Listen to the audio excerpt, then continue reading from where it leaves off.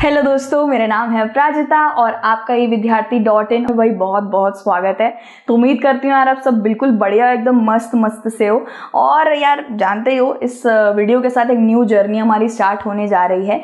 तो चैप्टर आज हम स्टार्ट करने जा रहे हैं guys, chapter number 1 which is power sharing, आपकी सिविक्स की किताब से, एनसीईआरटी बुक से। ठीक है दोस्तों, तो यार ये पावर शेयरिंग जो भयंकर सा शब्द है, मुझे भयंकर लगता है, मैं क्यों झूठ बोलूं, क्योंकि जब मैं 10th क्लास में थी तो यार जब ये शब्द ये जो मतलब चैप्टर आता था ना, तो मैं थोड़ा सा डर जाती थी यार कैसे प्रिपेयर करूंगी इसको, डिफिकल्ट लगता था। लेकिन पहले ही बता दूं यार, टेंशन वेंशन लेने की बात नहीं है बाबा, ठीक है, क्योंकि मैं आराम से आपको सरलता से बढ़िया से चैप्टर समझा दूंगी, तो कोई टेंशन की बात ही नहीं है। अब यार सबसे पहले मैं आपको, मेरे वरना कांटा सा लगता रहेगा दिल में, सबसे पहले ये जो शब्द है ना पावर शेयरिंग, इसको समझा देते हैं आपको। तो पावर शेयरिंग का यार हिंदी में तात्पर्य निकलता है ताकत को बांट देना। ठीक है, ताकत जब सर चढ़ के बोलती है तो लोग उसका गलत इस्तेमाल भी बहुत ज्यादा कर लेते हैं, इसलिए ताकत को बांट देना ही सही रहता है। ठीक है, अब दोस्तों ये ताकत बट रही है कौन कौन से देश में, कौन सा किस देश के बारे में हम इस चैप्टर में पढ़ने वाले हैं, वो सब हम टॉपिक के जरिए पता कर लेते हैं। ठीक है, टॉपिक है पहले दोस्तों, सबसे पहले एक ओवरव्यू दूंगी मैं आपको, यानी कि एक इंट्रोडक्शन ही ले लो। इस चैप्टर में एक इंट्रोडक्शन बहुत ही ज्यादा जरूरी है। ठीक है, इंट्रोडक्शन मिस मत करना किसी भी चैप्टर का। ठीक है, उसी से आपको पता चलता है भाई कितना भयंकर है, कितना पढ़ना है। बेल्जियम एंड श्रीलंका, अब ये जो दो खिलाड़ी दिख रहे हैं ना, बेल्जियम और श्रीलंका, इसी के ऊपर आपका ये पूरा का पूरा भाई चैप्टर होने वाला है। ठीक है, इसी के बारे में हम सब चीजें पढ़ेंगे कि यहाँ पे पावर शेयरिंग कैसे होती है, ताकत का बंटवारा कैसे होता है, सब कुछ इसी के ऊपर है। ठीक है, तो major players are Belgium and Sri Lanka. तीसरा जो भाई, तीसरा टॉपिक का नाम तो देखो यार, अब ये कैसे बोलूं मैं, मेरी जीभ टेढ़ी हो जाएगी इसमें, चलो कोशिश करते हैं। मेजर मेजोरिटेरियनिज्म, वाह, हमें कोई टॉफी भी नहीं देगा, मैंने बोल दिया मेजोरिटेरियनिज्म। ठीक है, इसको बिना देखे तो बोल ही नहीं सकता कोई बंदा। चलो, इन श्रीलंका, ठीक है, क्या भयंकर नाम है यार। ठीक है, एकोमोडेशन इन बेल्जियम इसके बाद वाला टॉपिक है। उसके बाद है भाई why power sharing is desirable, और उसके बाद है भाई फॉर्म्स ऑफ पावर शेयरिंग। ठीक है, सारे के सारे टॉपिक भाई हमने पढ़ लिए हैं, अच्छे खासे टॉपिक इस चैप्टर के अंदर हैं। इंट्रोडक्शन हम जल्दी से भाई सुप्रभात कर देते हैं शुरू। ठीक है, अब कक्षा 9 क्लास 9th के अंदर आपने डेमोक्रेसी नाम की शब्द तो सुना ही होगा, उसके बारे में हमने बहुत पढ़ा है, डेमोक्रेसी। लेकिन मैं यहाँ पे आपको बताना चाहूंगी दोस्तों, ये डेमोक्रेसी जो शब्द है, मुझे पता है आपको पता है, लेकिन एक बार रिफ्रेश कर देती हूँ। डेमोक्रेसी का मतलब होता है दोस्तों एक ऐसा देश, ठीक है, जहां पे लोगों के हाथ में सारी ताकत होती है। ठीक है, कोई तानाशाही नहीं होता है। ठीक है, डिक्टेटरशिप, जैसा आपने देखा हिटलर डिक्टेटरशिप करता था। ठीक है, राजा पहले के वक्त पे राजा रजवाड़े होते थे, वो लोगों की बात नहीं सुनते थे, लोगों को उनकी बात सुननी पड़ती थी। ठीक है, तो डेमोक्रेसी में क्या होता है दोस्तों, इस देश के अंदर लोगों के पास अधिकार है, वो अपनी सरकार चुन सकती है। सरकार को जैसे जैसे बोलेगी नियम कानून बदलने हैं, ये अच्छा नहीं लग रहा, वो सरकार को सुनना पड़ेगा, सरकार को हम ही चुनते हैं। ठीक है, तो उसको कहेंगे डेमोक्रेसी या डेमोक्रेटिक कंट्री, लोकतांत्रिक देश। अब सिर्फ भारत ही नहीं है दोस्तों, ऐसे बहुत सी कंट्रीज है जो डेमोक्रेटिक कंट्री बन चुकी हैं।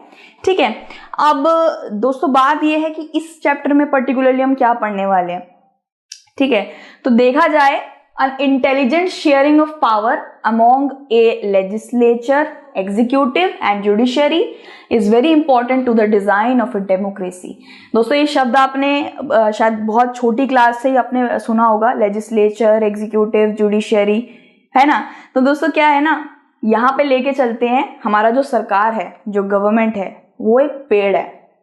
ठीक है, पेड़ की टहनियां होती हैं, तो पेड़ की ये टहनियां हैं, लेजिस्लेचर, एग्जीक्यूटिव, जुडिशरी। ठीक है, तो यहाँ पे दोस्तों क्या होता है, सरकार के एक इंसान या एक समुदाय या ग्रुप के पास ही सारी पावर नहीं होती है, सरकार बहुत लोगों को पावर बांट देती है। जैसे सेंट्रल गवर्नमेंट ले लीजिए, उसके पास उसकी पावर है, स्टेट गवर्नमेंट ले लीजिए, उसके पास उसकी पावर है, पुलिस के पास अपनी पावर है, डीएम के पास अपनी पावर है, आईएएस ऑफिसर के पास अपनी पावर मम्मी के पास अपनी पावर है बेलन से मारने की, ठीक है। तो आपने देखा होगा गाइज, हर जगह, इवन हमारे घर के अंदर भी ना पावर शेयरिंग हो रखी है। मतलब मेरे पास क्या पावर है, मेरे घर में मेरे पास कोई पावर नहीं है, लेकिन हाँ काम बहुत है, ठीक है। तू बर्तन मांजेगी, तू झाड़ू करेगी, तू खाना बनाएगी, हर जगह ना बंटवारा हो रखा है, ठीक है। तो पावर का भी बंटवारा होता है दोस्तों, आंखों में नहीं पड़ता है हमारे, लेकिन हर जगह पावर बट रखी है, ठीक है। So we start with 2 stories from Belgium and Sri Lanka. Particularly Belgium और श्रीलंका में किस तरीके से पावर शेयरिंग हो रखी है, इसी के बारे में हम ये पढ़ेंगे।